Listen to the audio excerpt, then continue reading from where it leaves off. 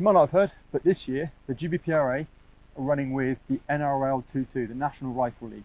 This is a fairly new for the UK precision rifle league for both air rifles and rimfire. Now the way it works is every month the GBPRA send out to all their affiliate clubs a course of fire. Everyone in the world does the exact same course of fire.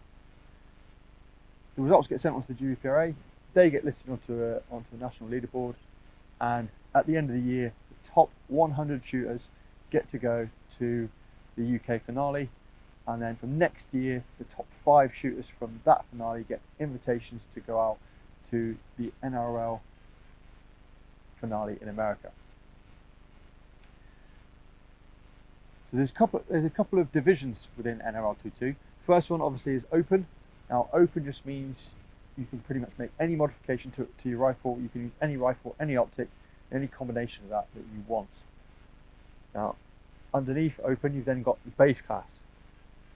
Now in this class you're limited to a rifle and scope of a combined value of $1,300, and that's recommended retail price in America. Now that's just for the rifle and the scope, doesn't include rails, doesn't include mounts or anything like that. And obviously you're limited to how many modifications you can do to that rifle and which ones you can do. The idea being it is a cheap plinking rifle. You get out of the box, you put a fairly cheap scope on it, and you can just go out there and play. Now $1,300 is not a lot. Out in America, CZ 457 Pro Varmin recommended retail price is $699. $699 for CZ 457. So that then gives you another $600 to play with your optic, and that's where these optics come in. So Optics Warehouse have kindly sent me these two to show you today. The first one we got is the EPL4.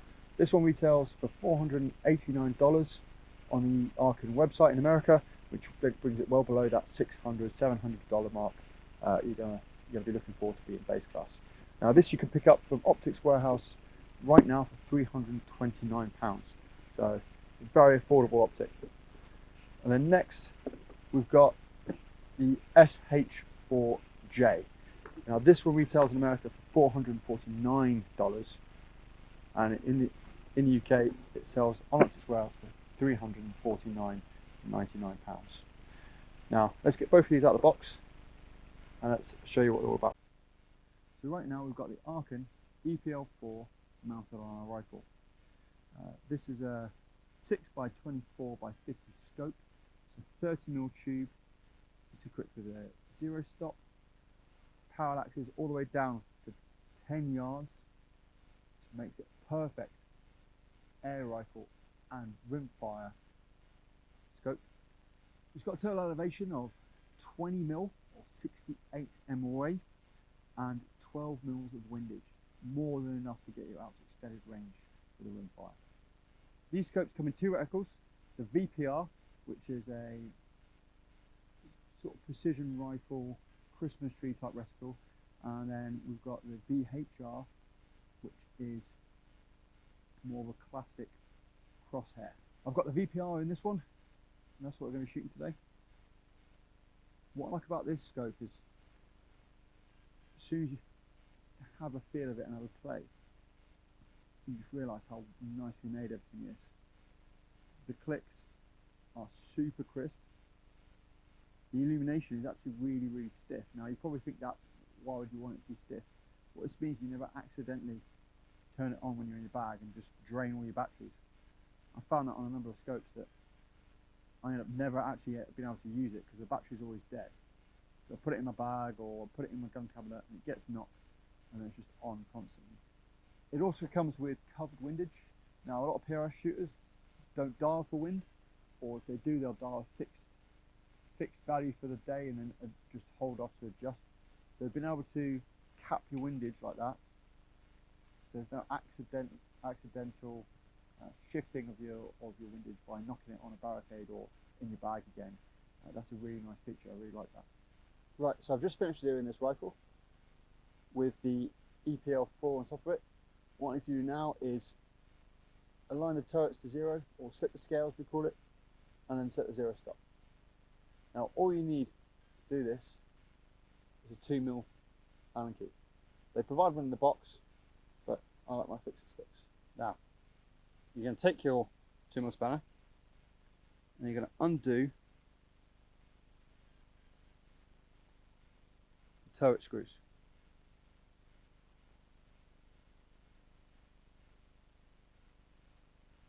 So the turret spins freely. And then you're going to line the turret. You're going to line the zero with on the turret with the little arrow here on the bottom, the little indicator on the bottom here.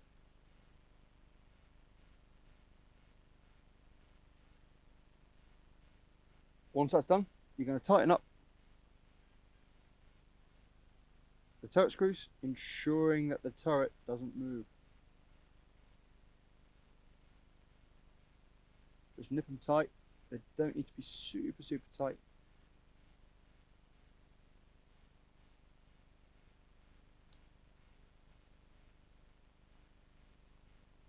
Right, my turret is now aligned to zero.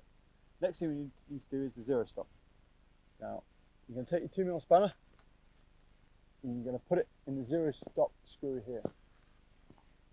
And then you're just going to tighten all the way until you feel it bottom out.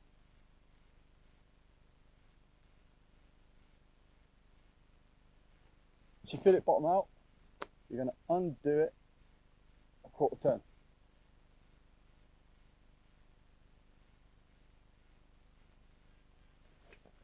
And then you're going to do up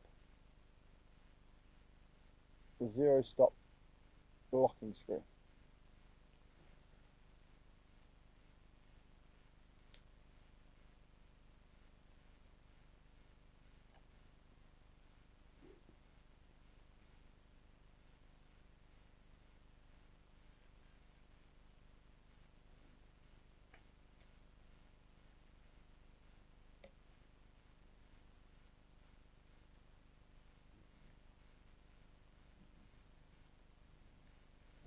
And there you go. The stop is now set. Now for the windage, you don't need any tools. All you have to do, unscrew the turret cap, and underneath you'll see another screw cap. You'll see another screw cap here. Now you can use a screwdriver or a coin. I find you can just usually do it with your fingers. Hold the turret, and then with the other hand undo the cap. And all you have to do is pull out, ensuring that it rotates freely,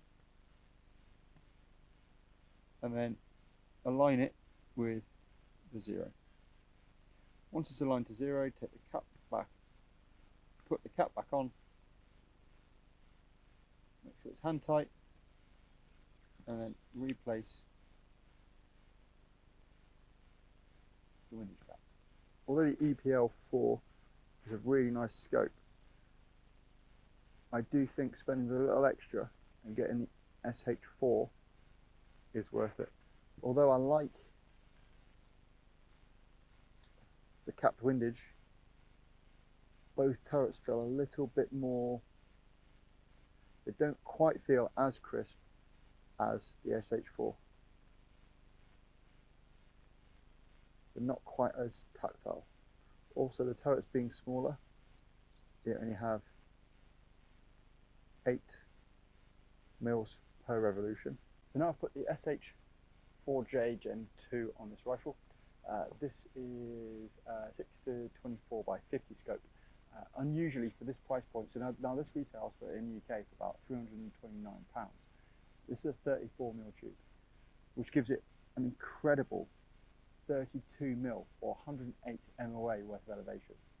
Like, this is probably one of the best scopes for rimfire. You can get all the way out to some proper distance without needing any fancy 40 or 50 MOA rails, all held within that 34mm tube. First log of plane, like all the Arken scopes we've seen so far, it's got a zero stop on it. It parallaxes down all the way down to 25 yards, and it's a counterclockwise turret. Right, let's go see how it shoots. Now with this SH4J Gen 2, I'm using the Arken scope mounts that come with it, 2-piece mounts. Now the best thing about these is that they list on the top here, and just underneath there, the side screws, what torques to apply. So as it says on the top there, we'll probably be applying 18-inch pound torque on the top, and then 30-inch pounds on the sides. So we take our fix-it sticks here. Now, torque's really important. Torquing up your scope rings to the correct setting will ensure that they don't come undone, but that also you don't risk over tightening them and damaging either the scope or the scope mount. Right, so to slip the scales on the SH4J, all you have to do is undo the 3 screws on the turrets,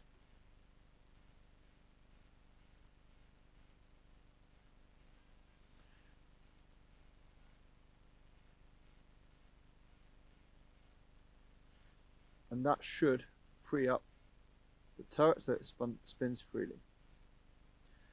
And then all you have to do is align the turret, the 0 on the turret, with the line on the scope.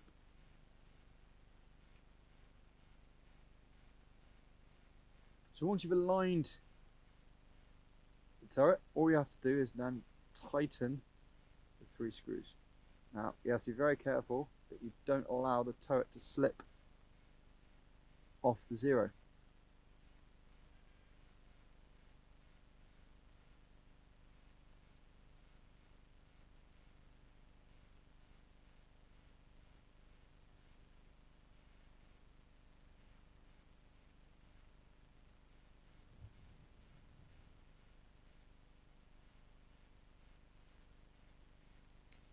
Then you do the same thing with the windage. There are 3 screws, 1, 2, 3, undo all 3, and then just slip the turret.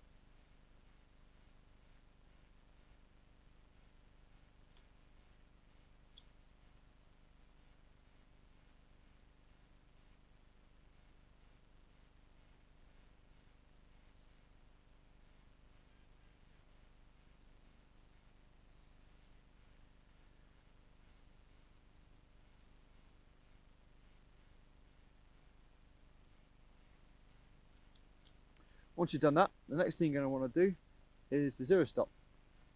So undo the 0 stop set screw,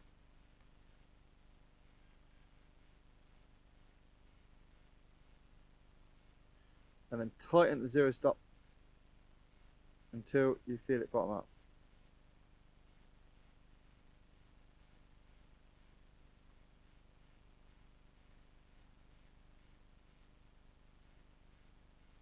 Once it's bottomed out, back it off a 1/4 turn, and then do up the set screw.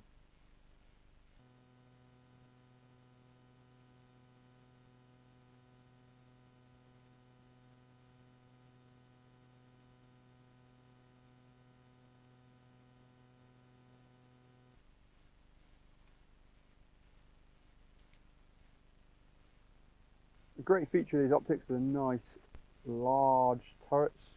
As you can see from my thumb here, they are truly huge. Now the reason I like this is because a lot of PRS shooters, what they do is I'll put a little bit of tape over the top of the turret here, and then they'll mark what they need to dial for their targets. It makes dialing a lot quicker.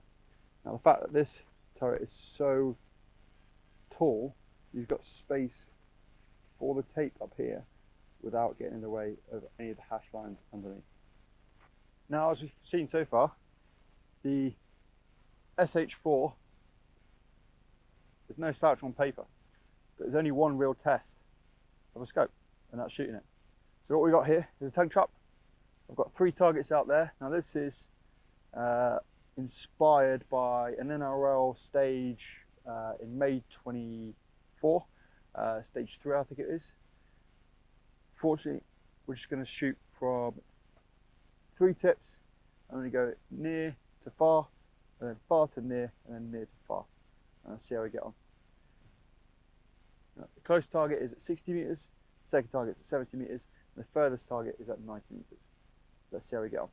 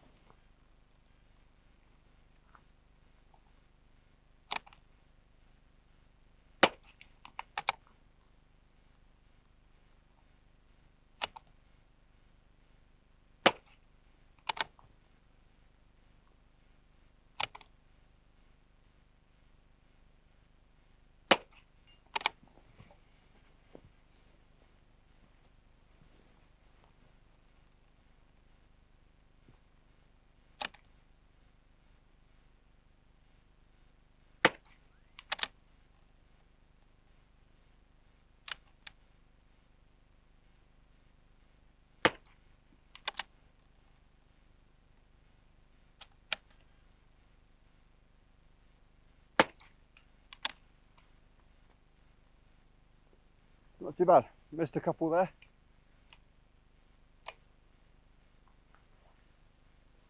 But the scope performed brilliantly.